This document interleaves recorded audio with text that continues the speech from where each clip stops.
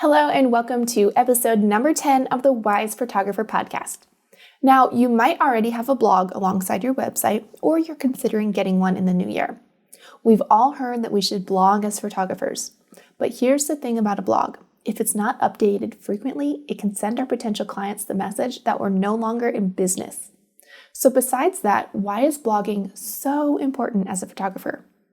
Photography is a service, and a personal one at that. Your clients are letting you into their lives and trusting you with some pretty big moments. The more you can give them a reason to feel comfortable with hiring you, the better. Blogging is a great tool to build that trust with potential clients. It also lets potential clients see your most recent work and can help to educate them on your photography style and process. Consistently blogging will also help to boost your SEO. It's a fancy term for search engine optimization. Basically, blogging is going to help Google filter you to the top of the list whenever someone's looking for a photographer in their area. So, today we'll be covering how to create a system for creating really great content that's going to get you in front of the right clients. Welcome to the Wise Photographer podcast with your host, Chelsea Wise. Each week, Chelsea is bringing you the best tips and tricks to help you create a joyful, profitable, more purpose-filled photography business. Chelsea is a wife and mom of two who has built a thriving photography business in her tiny hometown in western North Dakota. Without further ado, here's your host, Chelsea Wise. One of my favorite quotes is from my girl, Rachel Hollis. And this quote is, "Hope is not a strategy." So we can't really just hope to blog more in the new year. We need to build a strategy that's going to actually get it done. So I want to teach you this strategy that was actually created by Google and YouTube. I've reworked it just a little bit for photographers.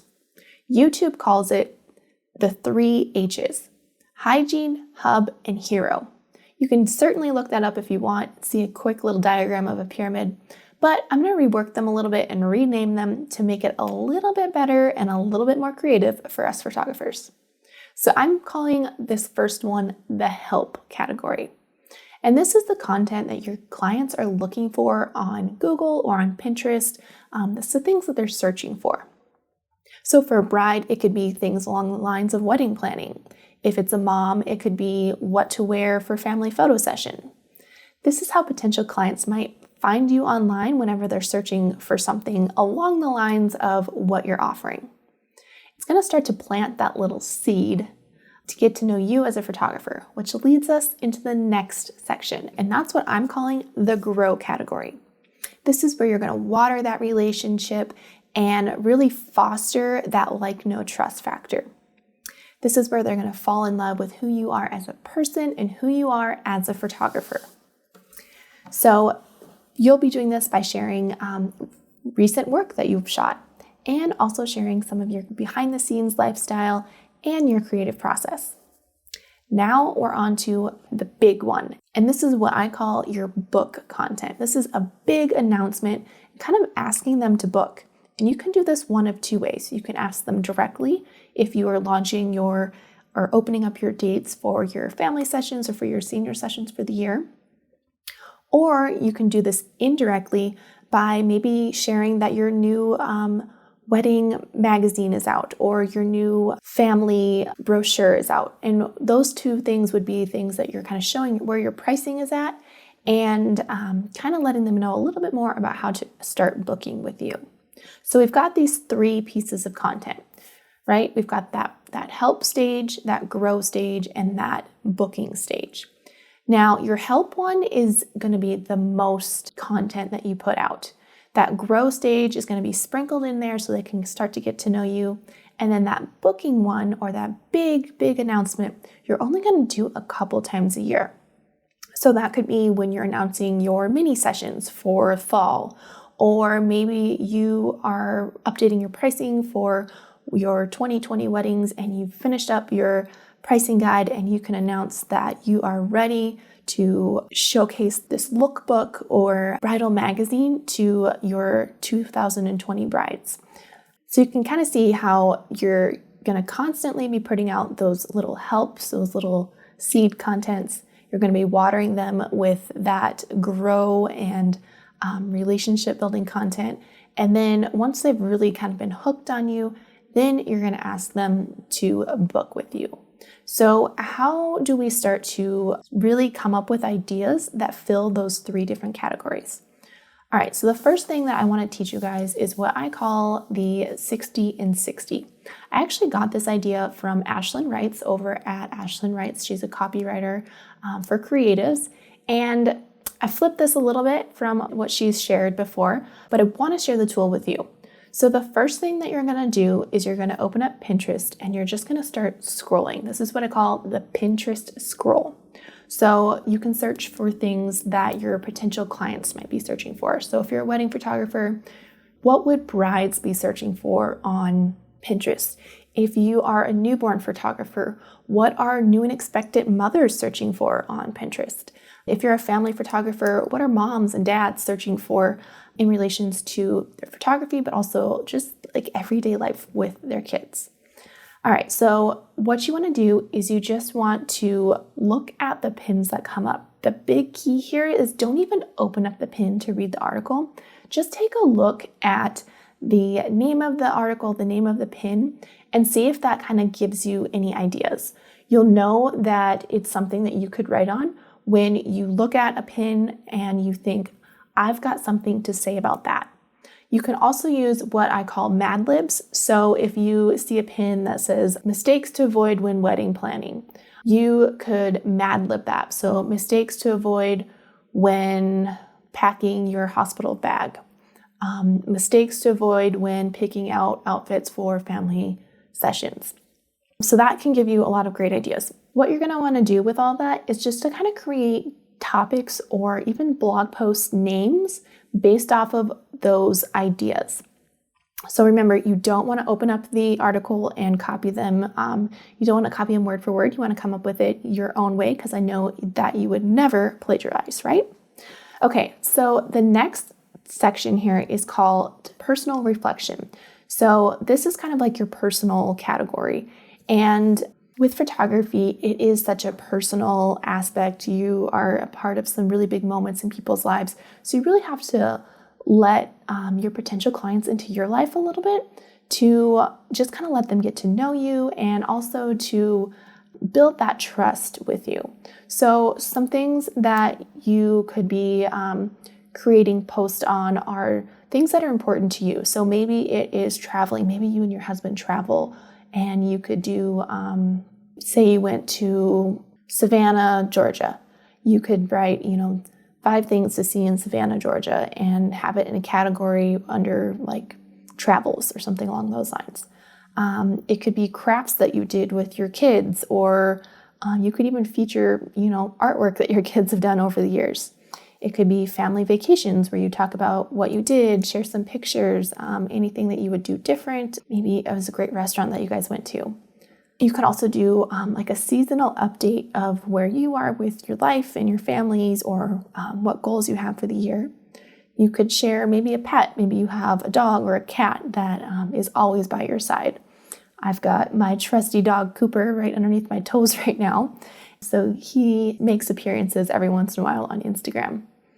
You could also share about maybe a hobby that you are super interested in or that you're starting, or maybe even your fitness journey. A really neat personal one that I have seen is the Pink Slip Files by Amy and Jordan. So Amy and Jordan decided that they wanted to write down all these little memories that they wanted to not forget later on in life.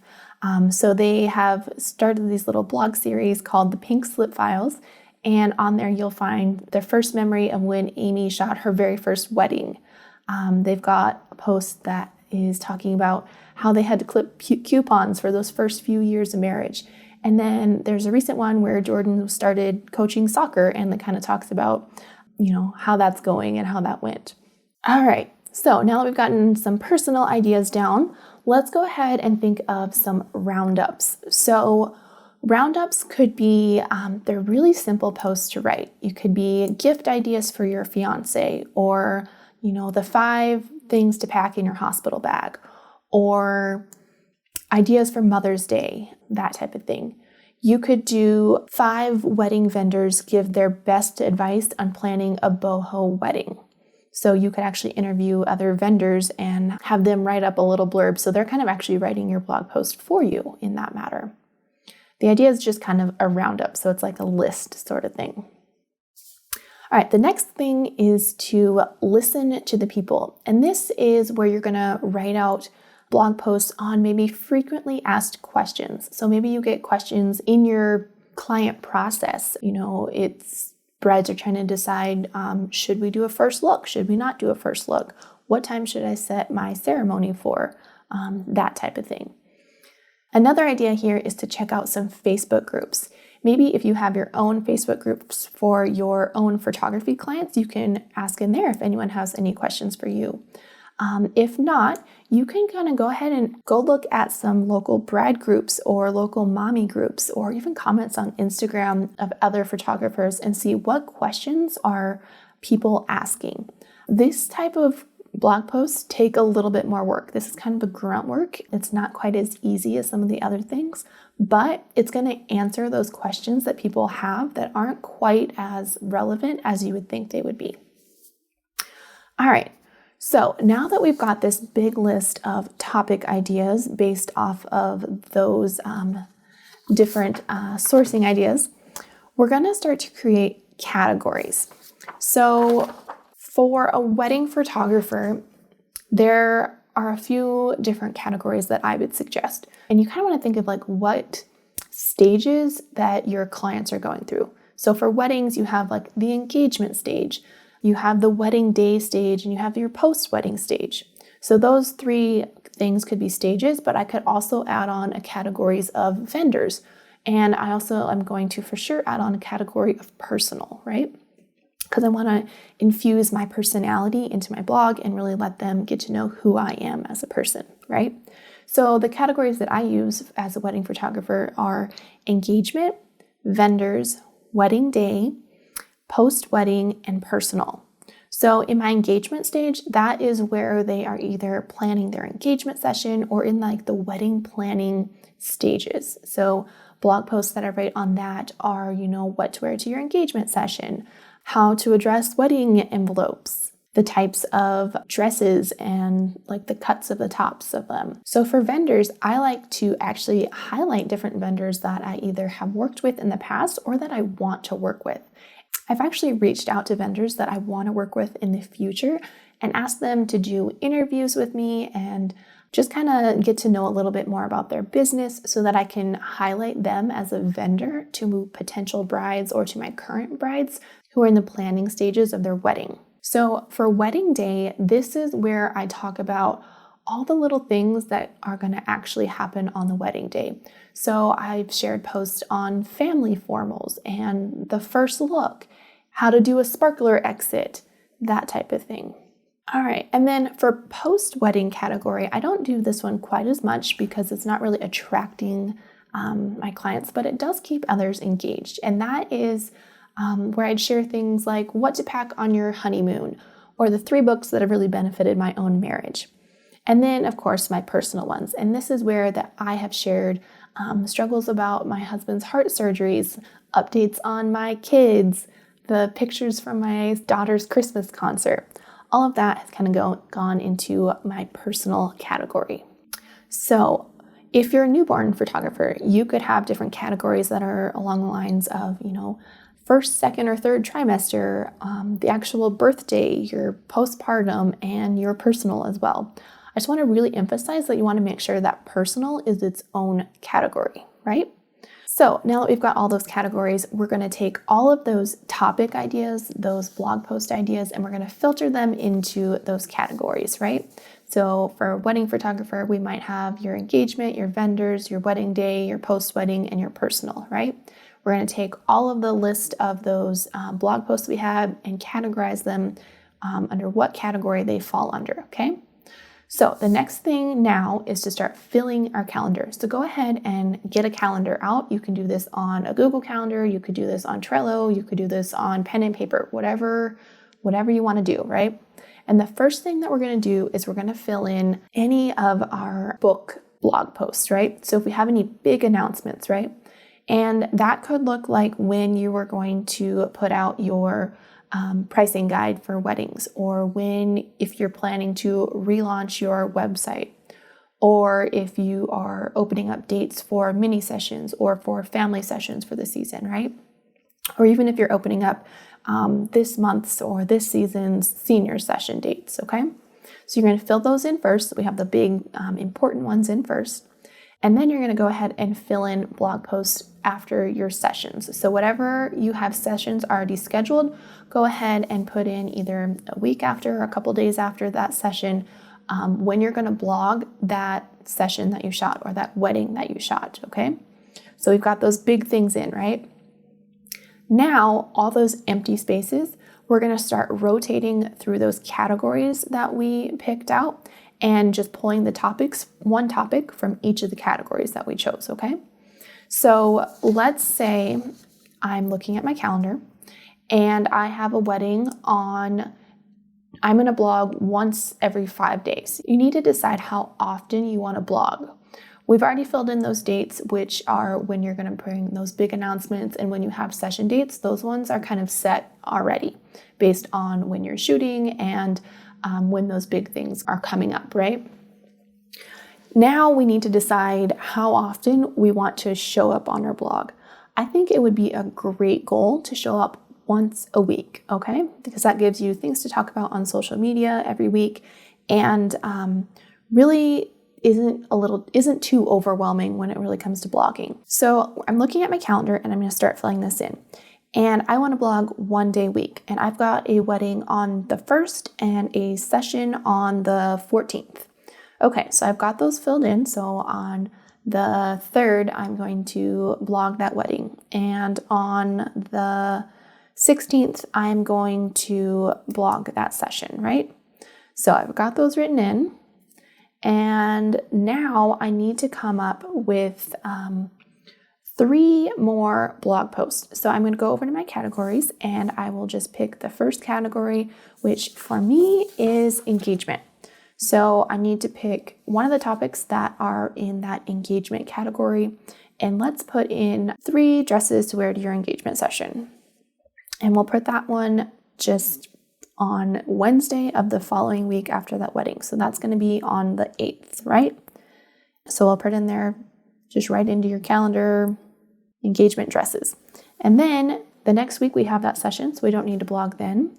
The following week, let's say we're going to blog on Wednesday the next week, we can go to our vendors category and maybe we want to highlight a florist that we worked with.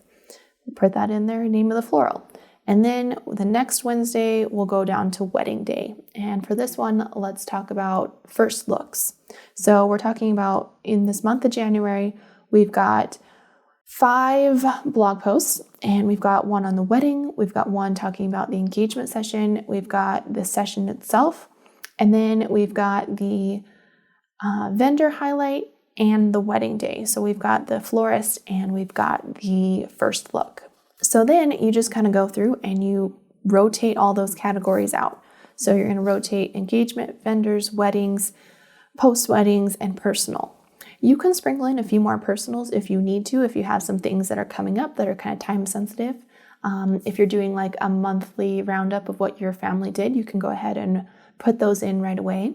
I hope that you guys are kind of understanding this. I'm going to have a few visuals up on the show notes here to kind of show you guys what it is that I am talking about. So if you're having a hard time understanding what I'm saying and you want to see what I'm doing, go ahead and check out the show notes below to see exactly how I am organizing all of this. All right, so now that we have filled in the name of the blog posts that we're going to blog each week, we need to start actually writing them. Now, there are 2 ways to write your blog posts. One, you can just write them every week. So you're going to start on Monday and you're going to write that blog post, schedule it, and promote it throughout the week, right? Or you can do what I do and what I think a ton of successful bloggers do, and that is called batch writing. So for me, I set aside 1 day a month and I write out all the posts that I have chosen to share that month. And I write them all out. I schedule them into WordPress, and then I go to the next month and I pick out all of the topics for the following month. I don't write them out, I just pick out the topics. So that way, when the first rolls around next month, I can dive into the topics that I've already chosen to write on and kind of get going. I don't have to reinvent the wheel at all. One of my favorite tools for writing out blog posts is the tool called Grammarly. And this is a web browser extension that checks your spelling, makes sure that you're using a wide variety of words and vocabulary that you're not using like a million times. It's a really, really awesome tool. It is free. There is a premium option as well, but I definitely suggest that you check out Grammarly for all of your writing needs for sure. We'll get right back to the podcast, but first, the sponsor for this episode, Trello for Photography. Trello for Photography is an online course that walks you through how to get the most out of Trello to organize your client workflows, keep up with your blogging schedule, and ensure that you never forget what day you're in charge of snacks for the soccer team. No matter if you're a portrait photographer, wedding photographer, offer in-person sales, or digital only, Trello for Photography has a workflow board for you. Having an amazing workflow process that you can replicate over and over is the key to creating raging fans who are singing your name anytime someone's looking for a photographer. Inside Trello for Photography, you'll gain access to my favorite boards, including boards called the 30,000 Foot View, Step Into My Office, and my most used board, My Week. The My Week board actually is where you're going to plan everything that needs to get done each and every day of the week. It's seriously the only way I'm able to keep up with my business, kids, and the housework.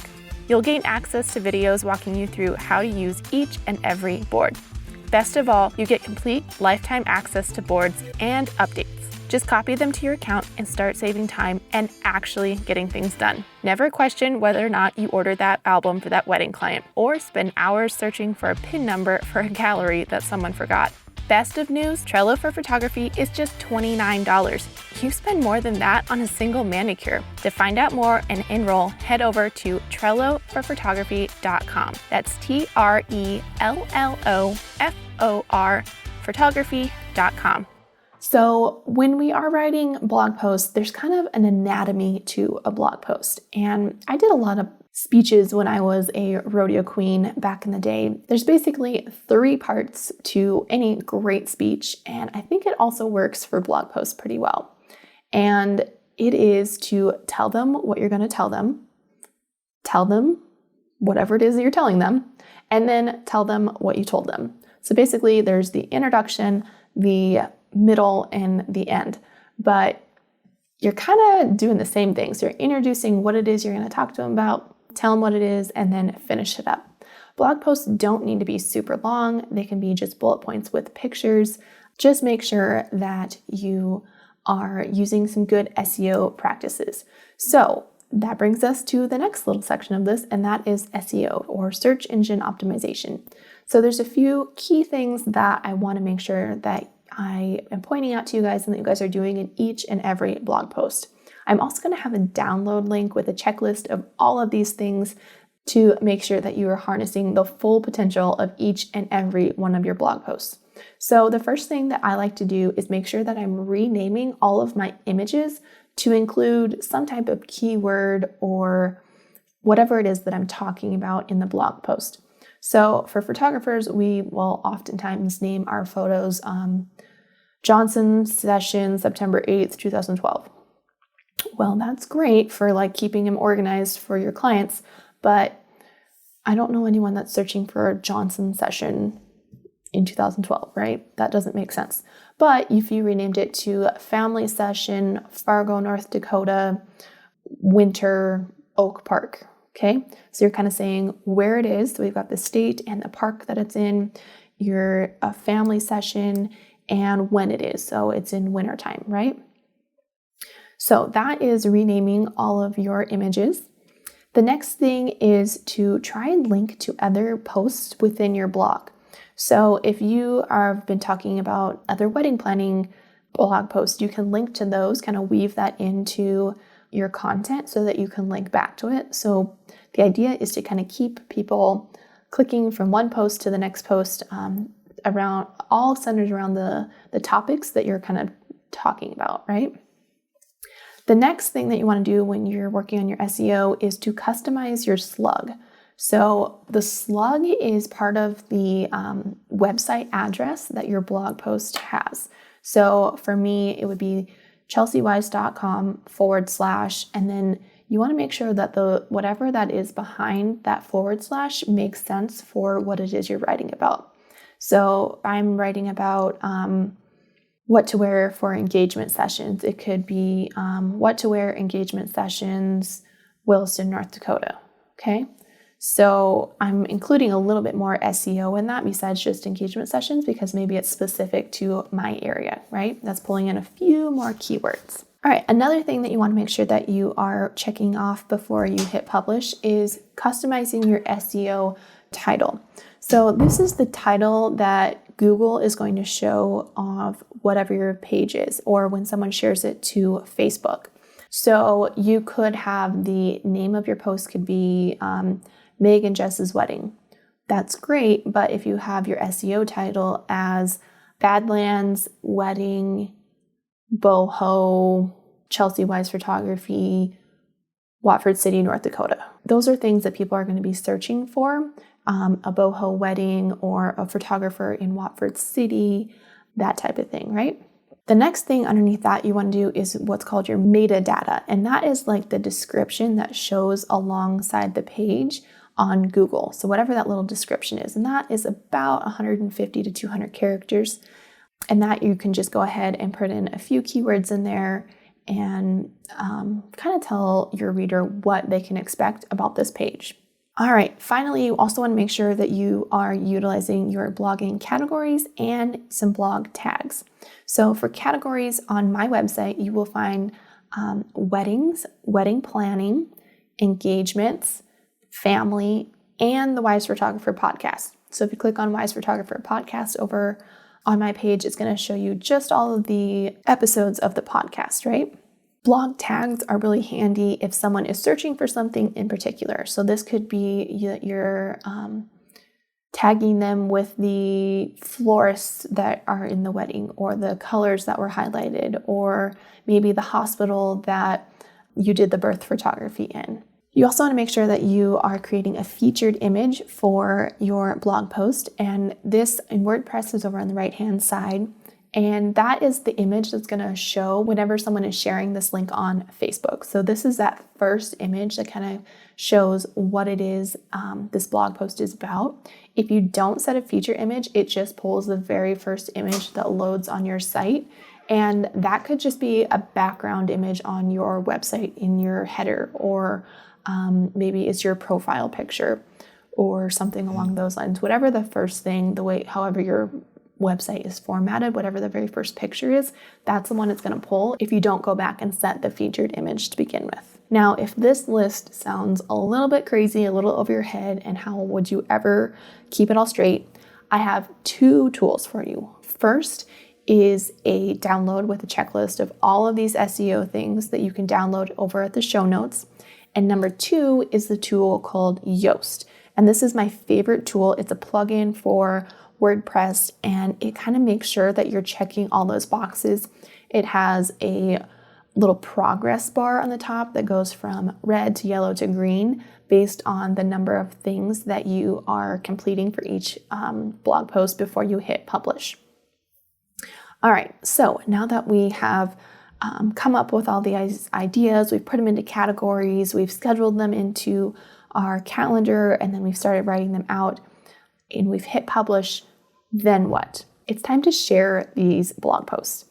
Now, if you just post them and never share them anywhere else, I mean, people might find them on Google here and there, or if they're kind of browsing your website, but that's not really putting these blog posts that you've worked so hard to create, using them to their fullest potential. So where can you share these blog posts? First off, you can share them to the obvious. You can share them on Facebook. You can talk about them in an Instagram post and link them in your bio. You could talk about them on Instagram stories or Facebook stories. So you want to do all that kind of like the day that you posted them, or maybe the day after you post them, right? If you are sharing a blog post of a client session or a wedding, you can tag them in the post that you're kind of sharing about this blog post for, right? You also can share these in your email newsletter. So say you're sending out a weekly newsletter, you could do a roundup, or a monthly newsletter, you could do a roundup of all these posts that you've shared, right?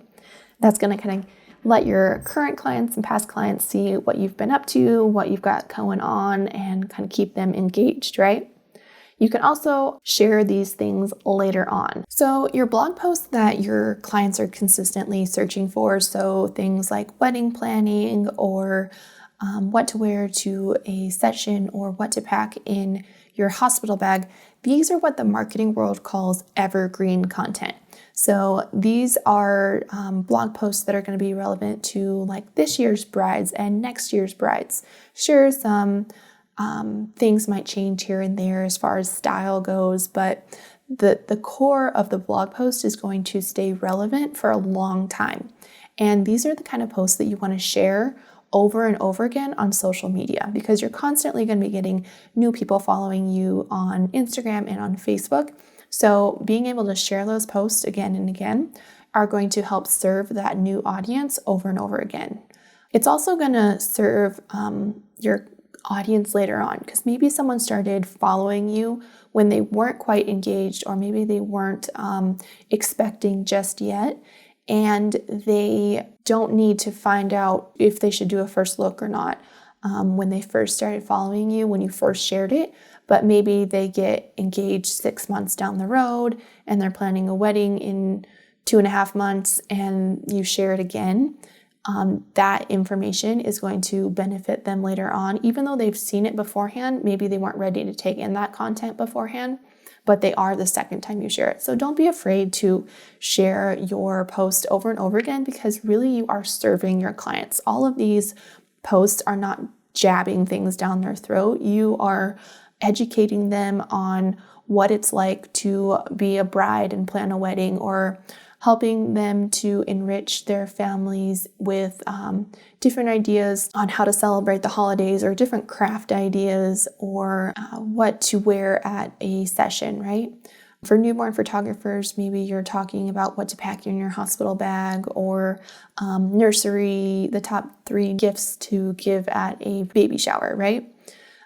Those are things that are helping to enrich their lives. So don't feel guilty about sharing those. Those are good things. Those are things people want to learn more about and to read about and get to know you about, right?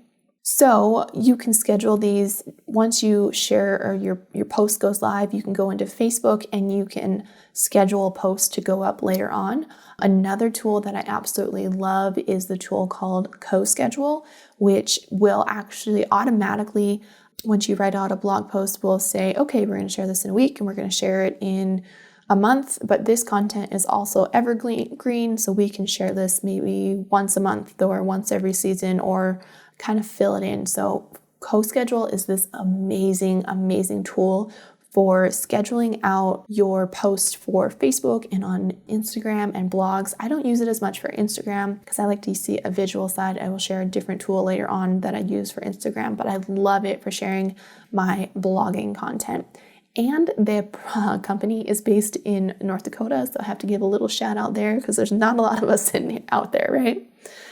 Now that we have kind of talked about all this, kind of give you guys a little bit of a conclusion on what this podcast was all about. Remember, we have those 3 types of content. We have the help content, which is kind of planting that seed, getting people to kind of find you online.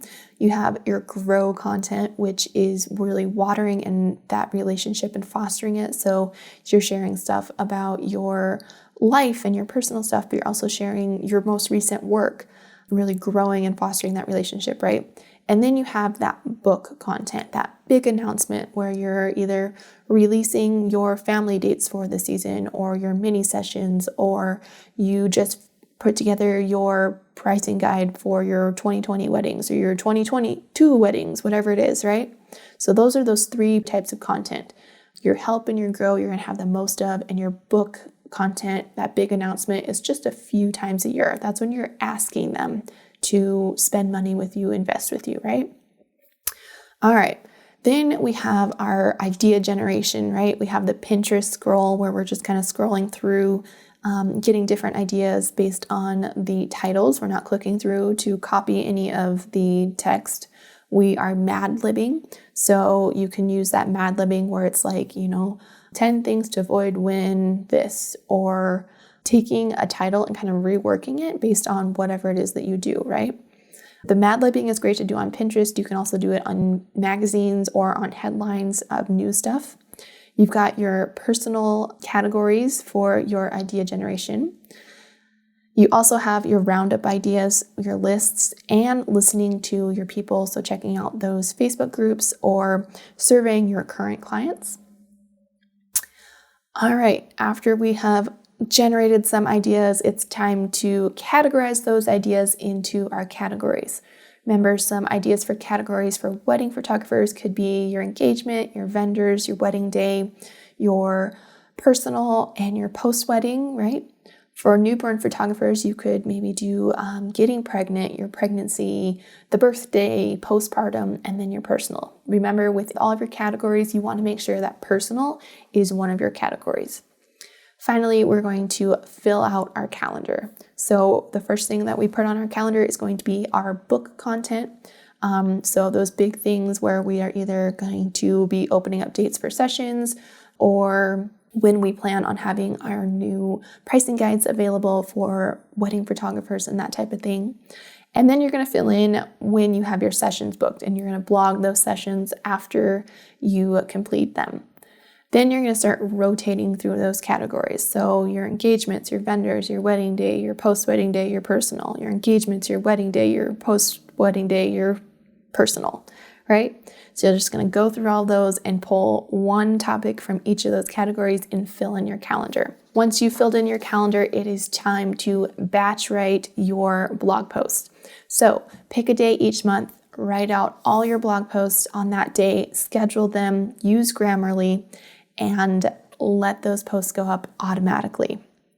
Remember, you can also use CoSchedule if you would like to make sure that you're scheduling them later on. When it comes to the anatomy of a good blog post, you want to make sure that you are using your blogging categories and good SEO practices. Remember, you can head to the show notes in this episode and grab the download for the checklist of all of the SEO things that you need to make sure that you are doing for each and every blog post to really throw some fuel on the fire and let these blog posts really start to take off. And don't forget that you don't want to just post it and forget it.